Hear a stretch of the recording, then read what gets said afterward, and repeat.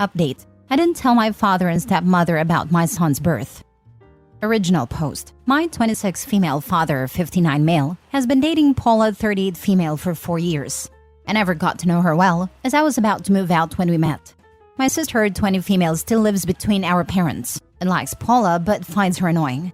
Paula has an odd attitude towards pregnancy. It became the most obvious when my cousin announced she was expecting back in 2021. Her daughter would be the first great-grandchild. We hadn't been sure my grandma would be around for that. And after an emotional announcement in which everyone was overjoyed, Paula commented that she felt it wasn't a big deal and didn't get what all the fuss was about. She kept that stance for all 9 months. But once the baby was born, Paula suddenly became a bit too interested in her, which my cousin was clearly uncomfortable with. My husband, 28 male, and I announced our pregnancy earlier this year. At first, my father was over the moon. Since this is his first grandchild, I believe that would last. But as I heard from my sister, Paula has just as condescending as we expected, if not more. Whenever I announced anything about my pregnancy or baby, gender, first kicks, ultrasound pictures, etc., Paula always reacted with one of 3 phrases. Okay, that's not that big a deal, or is that all she talks about these days? I didn't care about it at first, but after a few weeks I started to notice my father was also losing any interest he had in my pregnancy. As the months went by, he became increasingly detached and standoffish. He started to either ignore or not pay attention to most of the updates I made on my baby. He also didn't come to our name reveal. We did that instead of a gender reveal. It was literally just a lunch party with a game we made up, or the baby shower because, and I quote, Paula doesn't think it's worth it. My son was born on Halloween, and I decided not to tell my father and Paula. After almost 9 months of excuses and disinterest, I didn't see any reason to. I was in the hospital for 4 days, during which only mine and my husband's closest friends and family visited us. The day before we left, I posted a picture of my son on Instagram, and that's when my father found out. He called to ask why I hadn't told him and Paula or invited them to meet my baby, and I didn't lie. They didn't make any efforts to get involved, both emotionally and physically, during my pregnancy, so they'd have to wait for baby news like everybody else. My father and Paula are furious, accusing me of using my son as a pawn and keeping them away out of pettiness. They're saying I'm holding the fact that they missed a few dumb parties against them. My husband and pretty much my whole family agrees with me. My sister, while mostly on my side, still thinks I should have told my father, since this is his first grandchild, and he had to find out he was born through social media. She thinks this is all Paula's fault, and I should apologize to our dad. Am I the a-hole? Now, for the top comments before reading the update. Info. Has Paula ever been pregnant/had kids herself? Her disinterest in pregnancy details and then being super into her cousin's baby once they were born seems to me like it's her being jealous that she never went through that. No, but from what I gather, she doesn't want to. And of course, there's nothing wrong with that, but this really comes across to me as her having unresolved feelings about her decision to not have kids. Perhaps her feelings are exacerbated by people around her having kids, her getting older, being with a much older man, etc. She sounds like she's trying to convince herself and everyone else that because she didn't have kids, she has to poo-poo on anyone that wants to celebrate those milestones that she didn't ever have. You're not the a-hole. Not the a-hole. Your dad made a choice, and that choice was to care more about Paula's feelings than yours. Exactly this. Does he not have his own brain? He couldn't go to his grandchild's naming party because Paula didn't think it was worth it? She's perfectly allowed to think that, and not attend. However, if the grandfather of the child wanted to be there, he could, and should have said to his wifey, "Have a great afternoon. I will see you after the naming party." Lol, not the a-hole. And furthermore, 1, don't have any second thoughts about if what you did was right or wrong. 2, the BS. He, your pops, might not have/probably didn't know or wasn't aware. It's all bull. He is a grown man who has children of his own. He knows everything that happens during a pregnancy. 3, you get what you give. No relationship should be an excuse to treat people horrible. It gave off I don't care vibes, and you just reflect it back. You shouldn't have to go out of your way. Your job is to grow a baby. Your dad's job is to grow a pair. You're doing great. Set the boundaries and stick to them. You don't owe them a relationship with your son. That needs to be earned and nurtured by him. Good luck and congratulations. Update. Most of the comments helped me understand that I did the right thing. Maybe I was the a-hole, but I had the right to be one. My final conclusion was, be rude to me through a hard time in my life? Fine. Have fun in the peanut gallery. I decided that I wasn't exactly comfortable with the idea of Paula holding and cooing over my newborn after almost 9 months of rudeness and lack of acknowledgement. So, I told my father that while he was free to come to my apartment and meet his grandson for the first time, I didn't want Paula to tag along. My intentions weren't to ban her forever, but rather to just wait a month or two, or in a perfect world, until she apologized. We had a small fight over it, but my dad agreed and came to meet him without Paula. He visited us a couple more times that week. During these visits, he was cold and short with me and my husband, and I ended up being cold in return. This was admittedly not my proudest moment, but I was too tired and angry to care at a time. A little under 2 weeks ago, my paternal aunt and 2 cousins, including the one I mentioned in my previous post, came from out of state. My cousin stayed at my apartment while my aunt stayed at my father's. During her stay, my aunt caught several instances of Paula openly bad-mouthing me and my unfair treatment of her, but didn't comment on it at first. And then the day before she left, she watched my father not only agree with Paula, but call me childish and ungrateful as well. Like most of my family, my aunt knew the whole story. She told them both off for how they treated me during my pregnancy. My sister was there and eventually joined in. The result was apparently a huge fight between all 4 of them. Eventually, my sister started crying. She drove to my place and told me everything before falling asleep on my couch. My father called me and we fought. It lasted about 40 minutes. And after countless attempts on his part to play the "but I'm your father" card, I managed to make it clear that I owe Paula nothing, least of all my time and attention. The next day, my aunt came over for lunch. She told us that after our argument, there was another massive fight, this time between my dad and Paula. She didn't pick up on specific words, only screaming.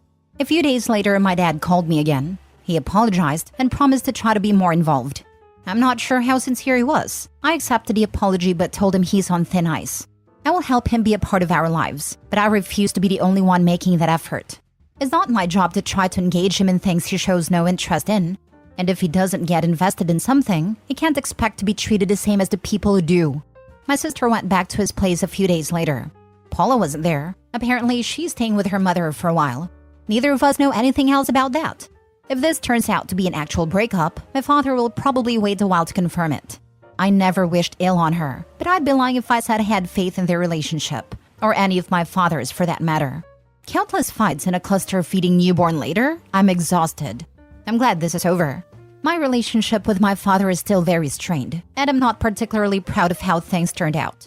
But my main focus now is my son, and it warms my soul to witness how loved he already is. From the bottom of my heart, thank you all. It seems to me your father has started making efforts before the possible breakup. Him visiting a couple of times looks like a step in the direction of paying attention, hoping for your relationship will improve and becoming a positive part of your and your son's life. I hope so too. I don't want him to tarnish his relationship with his grandson. It sounds like there's a good possibility he might have realized how much he might miss. The determining factor is sadly if Paula is gone for good, since it's clear her influence was the problem. You're right to not be the only one making an effort. I feel sorry for your father. It seems he was genuinely interested in your pregnancy, but Paula's attitude poisoned him and sucked out all of his enthusiasm to the point that he missed the birth of his first grandchild. I'm not saying you were wrong to leave them out of the loop. He needed a wake-up call. But if he keeps making an effort to participate in your and your son's life, you should give him a chance. Let's hope he has learned his lesson should Paula actually come back. I'm giving him a chance, but again, I won't be the only one making the effort to get him involved. Next story. Am I the a-hole for telling my half-sister she and her siblings can figure stuff out with dad on their own? I'm 36 female, have a brother 38 male, and we have 3 half-siblings from our dad's second marriage, 25 female, 23 male, and 21 male. My brother and I lost our mom as kids. Our dad took a year and told us that was enough time hanging on to the past. He remarried within a year of saying that, so a little under 2 years after the death of our mom. He told us once people die, they need to be left in the past after a period of time, and you work on filling their role and replacing them as much as you possibly can. The whole thing was gross. He would become extremely frustrated when we did not leave mom in the past. His second wife was also part of his mindset. It worked for her, so she really pushed for us to do the same. When she was pregnant with half-sister, she told us it would be unfair for the baby to be born into a disunited family, and that my brother and I had to accept she was our mom now and she had taken her place. Dad was cheering her on with that little talk. My brother and I were never close to our half-siblings. They picked up a lot of their parents' attitude about we should leave mom in the past and let second wife be mom. They blamed us for others knowing we were not a true nuclear family, and instead were a blended family.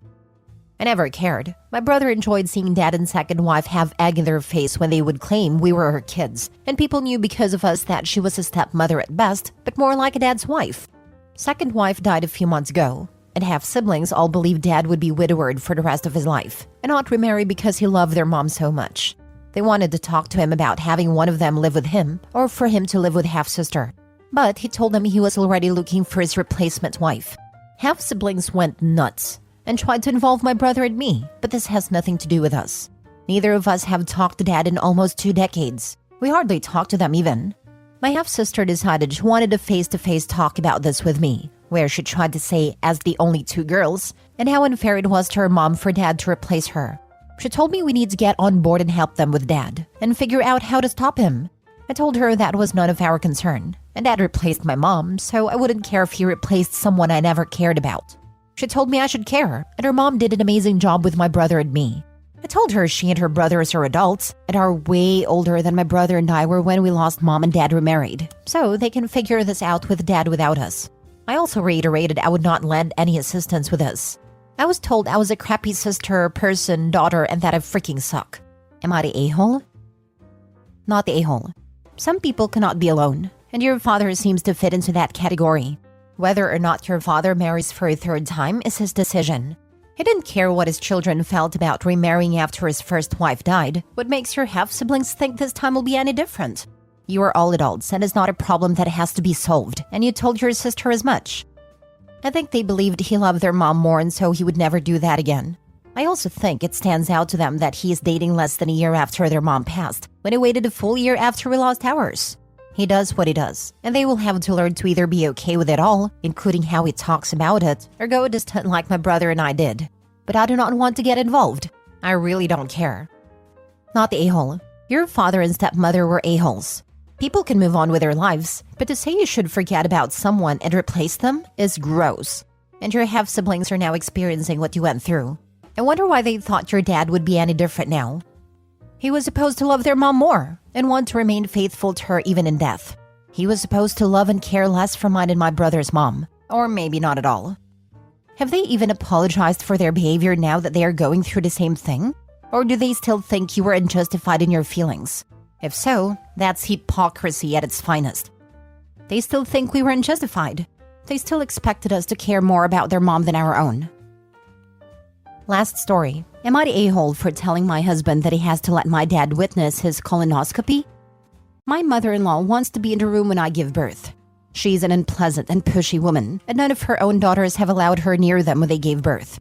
My sisters-in-law are all at least 12 years older than my husband, and are all done having kids, so I am the last chance for my mother-in-law to see the birth of a grandchild. I have zero interest in letting that judgmental old woman see me down there. She has objected to me from the beginning because I have tattoos and I'm not in any way interested in being a stay-at-home wife. I have a lot of tattoos and a career I plan on continuing. And I have tattoos down there that are none of her business. My husband is her baby boy.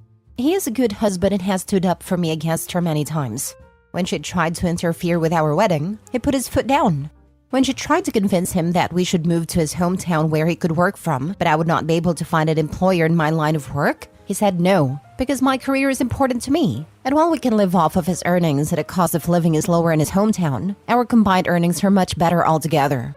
She has started crying to him that all she wants is to see a grandchild being born. All her friends have experienced it, and she wants it. He's starting to crumble under her emotional blackmail. So, I made it clear that the only way I would agree was if, before the birth, my husband made arrangements for my father to witness him getting a colonoscopy. He would need a ride anyway, so 2 birds, 1 stone, you know. He said I'm being ridiculous. But I said none of my brothers would let my dad see them getting a camera shoved up their behind, and it felt left out. He finally understood my point, but his mother is upset that I used such a stupid comparison. She says that it isn't the same thing at all. So I offered to change it to me watching her get a Brazilian wax, and she has it called in a week. Now for the top comments. Ha ha ha ha, you pulled that off perfectly. Not the a-hole. Ignore her. I don't understand the fascination with wanting to see another woman giving birth. Your body does not become public when you get pregnant. The entitlement isn't real. As a former doula, I can also tell you that either it's a long day or 3 of a lot of hard work supporting the laboring woman. or your useless presence means you're a jerk who is sucking the life out of the room. Not the a-hole. Your boundaries are important, and it is unfair for your mother-in-law to pressure you into something so personal against your wishes. Alright, this is among the funniest aitas I have ever come across. Not the a-hole, and congratulations on a really smart move. Giving birth is not a spectator sport. No means no. My sister-in-law was worried about people coming to the hospital, so she just straight up didn't tell anyone when she was going into labor. We got a text a couple days after the birth that had a picture of the baby.